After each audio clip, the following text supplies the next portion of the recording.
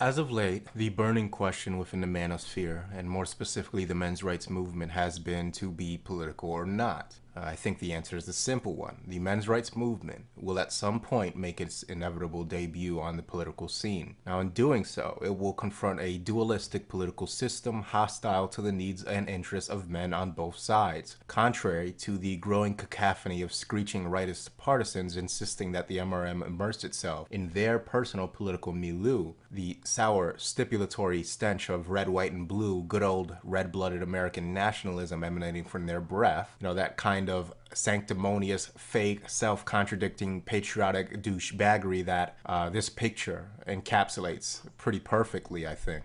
This sums up quite nicely, I think, just what kind of baggage an MRA endorsement of right-wing politics would bring with it. That certain type of cringe-inducing right-wing charm, that peculiar Santorum-esque brand of morality, and that gung-ho, freedom-loving, except when the Patriot Act is keeping us safe, and Christian, except when it's time to bomb Iraqis, hypocrisy that is inextricable from mainstream right-wing politics, no matter how many different conservatives inhabited right-wing political infrastructures. It should be noted, and noted clearly, that there are a great many conservatives, fiscal and constitutional or otherwise, that are concerned with rectifying genuine issues catalyzed by a great many characteristically liberal left-wing dysfunctions.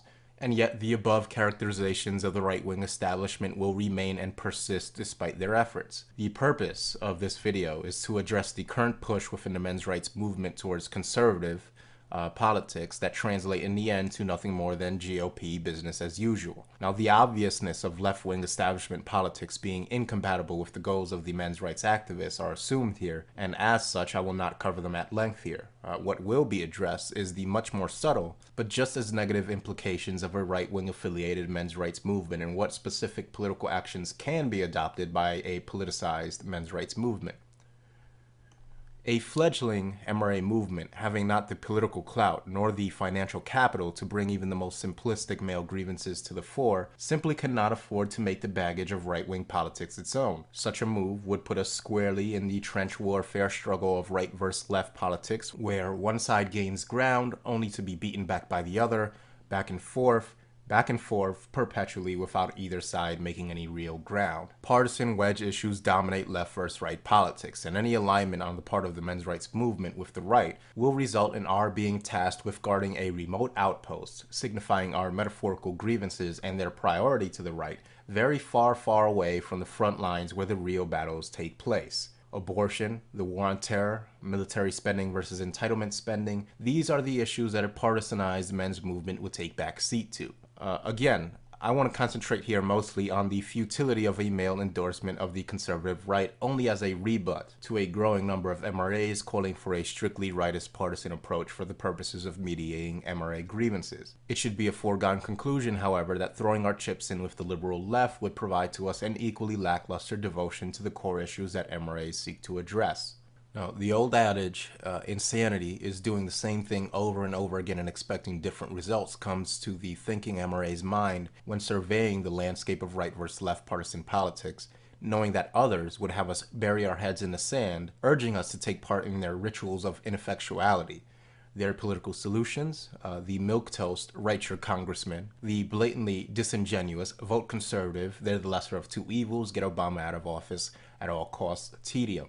When pointing out the futility of pulling down a lever for Mitt Romney come election time, partisan MRAs point out that the men's rights movement, in choosing to remain apolitical, will remain forever relegated to a cyber dungeon of sorts, the internet manosphere. Admittedly, the term apolitical, a term I've used before to describe that the men's rights movement should refuse to affiliate with any political party, is a bit misleading. A partisan is much more descriptive for my idea of the political approach that the men's rights movement should take.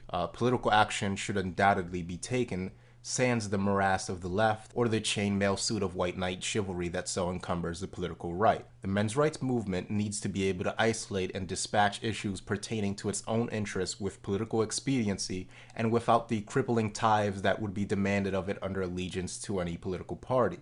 The term as it stands is men's rights activists. Thus, our political activism should be concerned only with the issues that pertain to men's rights and the advocacy of them.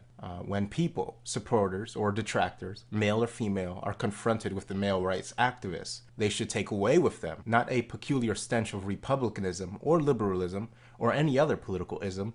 They should take away a definitive idea that the MRA is concerned only with political issues relating to men. Now, the current conservative sales pitch is one that revolves around an, I'll say, partly flawed limited government approach. It is not flawed in its insistence of limiting government. Less government will definitively decrease the state's ability to use coercive state power against men. Where it is fundamentally flawed is in its reluctance to take part in, and even its stated goal to eliminate identity politics altogether.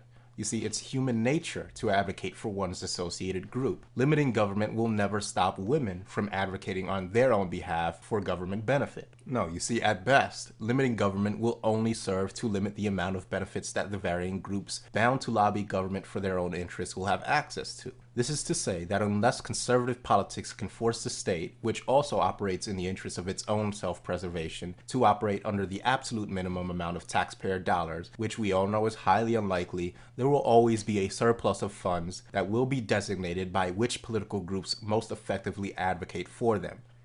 Now, I would love to live in a world where everyone agrees to play fair, where the politicized female collective will agree, alongside the politicized male collective, to simply not advocate politically for their own self-interest, but it simply is not a reality. Let's take, for example, the disparity in government funding for prostate and breast cancers. In fiscal year 2009, breast cancer research received $872 million worth of federal funding, while prostate cancer received $390 million. It's a well-known fact that prostate cancer and breast cancer kill men and women in equal rates. What happened? Women practice identity politics. They had no interest in demanding that government split the total $1.2 billion equally between the genders. They took more for themselves because they knew it would benefit their interests. It was women that kicked off massive breast cancer awareness initiatives. Men have not kicked off massive prostate cancer awareness initiatives. It was women that did the fundraising. They acted in the interest of their own gender by injecting their issues into the public consciousness. This is something that men must absolutely learn to do. Identity politics. Male identity politics is essential when considering that women will in fact, regardless of the size of government, petition government, and successfully, I might add, for all sorts of benefits for their gender. To suggest that men should focus entirely on limiting the size of government, completely discarding any self-interest, while women will most certainly not do the same thing, is not just ineffectual, but outright dangerous in that, as you can see, it translates directly to men being taxed in the majority for services that go in the majority to the benefit of women. Now, I'm all for limiting government, and yet what will reducing the size of government do in this case? It might mean that only $100 million will be spent on prostate cancer research, with $500 million going to breast cancer research, but the disparity will still be there.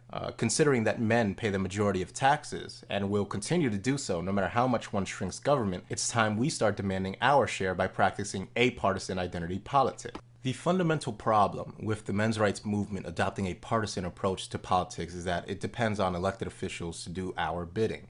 We elect politician A under the inefficient pretense of the lesser of two evils political philosophy. Politician A has obligations towards constituency B, C, and D, and finally then to us MRAs. And in the event that constituencies B, C, and D's interests outweigh to that politician that of the MRA constituency, politician A may very well, by virtue of his job security, enact legislations not in keeping with and even in direct contradiction to what his MRA constituency elected him for, and that is unacceptable.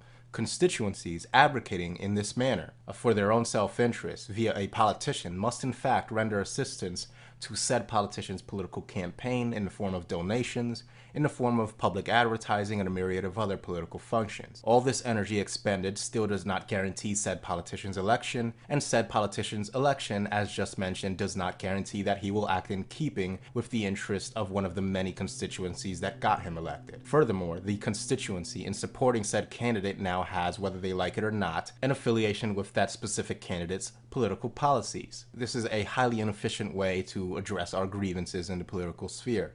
Take for completely hypothetical reasons the Democratic Party. Let's say tomorrow, a prominent Democratic politician started insisting that MRA issues be taken seriously, and say one of those MRA issues is a complete separation of marriage and state, meaning that the state should have absolutely no authority in the definition of marriage whatsoever. We also know that a prominent liberal Democratic issue is that of gay marriage. MRAs could decide to throw their political support behind this Democratic politician, yet in the end, he may decide it more politically prudent to attend to the need of his other constituency, that being gay men and women advocating for government legalization and recognition of same-sex marriage. Thus, in supporting this candidate and telling ourselves, well, at least he's not Romney or another Bush and he does seem to support men's issues, we will have had achieved nothing other than securing another politician's livelihood for another term, while also expanding government's power to define and thus interfere into marriage, which is what got us into this mess in the first place. These ideas on marriage come not out of a desire to interfere with the political initiatives of the gay rights activists, but out of the fact that we have seen men consistently extorted and disenfranchised in all marital and familial realms of Western law. If we portray ourselves as men advocating for men, completely happy with different, ceremonial, non-governmental definitions of marriage for both heterosexual and homosexual couples, we very well may have sidestepped being at odds with an extremely well-funded and organized political infrastructure, the gay rights movement. If we were to take the same exact stance whilst affiliating ourselves with right-wing politics, we will be viewed as hostiles in a larger partisan political beef we did not start and cannot finish. Understand that no political party will ever have men's issues as the core or even the major proponent of their political platform. The political wedge issues of our time, acting in concert with biological proclivities of both men and women to protect and provide for the female gender, ensures that mixing MRA issues into either of the American political parties will result in our issues being forwarded immediately to the bottom of the political to-do list. We cannot afford to not be viewed by society as always being concerned with issues pertaining to men's rights or men's health, men's reproductive rights, male suicide, selective service, men's everything. Now, the thinking MRA, in response to the efforts of others to ring us into the GOP, may find himself in a voting booth where he will give pause almost certainly to a vote for Mitt Romney or any other conservative politician. He might ask himself about the war on terror, something that Mitt Romney will surely continue to perpetuate. He may say to himself, in voting for this presidential candidate, how many more men will die half a world away due in part to the vote I'm about to cast? He may say to himself, how will his supposed stance of limited government change the fact that my vote might contribute to the decade-plus long act of sustained misinjury that is the war on terror? But that same thinking MRA might give very little or even no pause to a class action lawsuit against the federal government citing selective service discrimination against men. He could easily understand a focused and isolated legal action stating that the government, via selective service, discriminates against men. He could read for himself that the clear intention of the class action suit is to either make women sign up as well or to do away with selective service registration altogether. The thinking MRA could easily get behind a class action lawsuit filed on the part of men demanding that hospitals have no authority to circumcise males without express adult consent of the male in question. The 13th Amendment to the U.S. Constitution states clearly, quote, neither slavery nor involuntary servitude except as punishment for crime whereof the party shall have been duly convicted shall exist within the United States or any place subject to their jurisdiction, end quote. This can be taken to the Supreme Court if need be to do away permanently with alimony law. I would put my time and even my money behind such an effort. I won't, however, put my time and money behind Mitt Romney or Obama or even Ron Paul. Why? They aren't MRAs acting in the interest of men. This is something that the MRAs are going to have to do for themselves. If we want a male birth control pill, for example, men are going to have to organize, form public events in large numbers and with the media covering it, showing the relevant pharmaceutical companies that there exists a real demand for it. In doing so, we can also highlight which feminist groups are responsible for inhibiting the development of a male birth control pill. A non-biased soundbite from an MRA asking why feminists want birth control only for women would go a long way. I mean, there are a million things that we can do that Mitt Romney and his political party will never do for us. If we want things done, we're going to have to do it for ourselves. Now, if in the end you still want to go vote for a conservative or a liberal or whatever, that's your individual choice, and I'm not going to try and stop you. But I and many others will not put our support behind the same old status quo establishment politicians that haven't done a damn thing for us for half a century. And I certainly will not allow or tolerate any other MRAs trying to make me support their right-wing or left-wing agendas. That's all I gotta say.